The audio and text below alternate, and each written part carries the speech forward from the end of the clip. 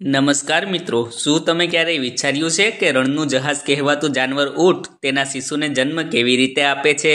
આજના વિડીયોમાં આપણે જોઈશું માદા ઊંટ એટલે કે ઊંટણી ના શિશુનો એક અદ્ભુત અને અનોખો એવો નજારો જેને જોઈ તમે પ્રકૃતિની તાકાત અને મમતાની ઊંડાઈ અનુભવ કરશો। માદા ઊંટનું ગર્ભધારણ એટલે કે પ્રેગ્નન્સી લગભગ 13 અથવા 14 મહિનાનું હોય છે।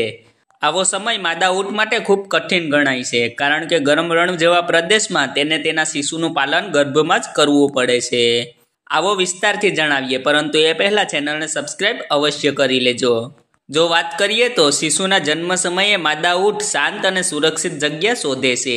જેવો ડિલિવરીનો સમય આવે છે તે નીચે બેઠી જાય છે અને ધીરે ધીરે આ પ્રક્રિયા ચાલુ થાય છે।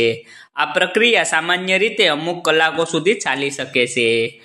જન્મ સમયે માદા ઊંટ ખૂબ સાવધાનીથી શિશુને જન્મ આપે છે અને શિશુ એક પાતળી થેલી જેવા પદાર્થમાં બહાર આવે છે।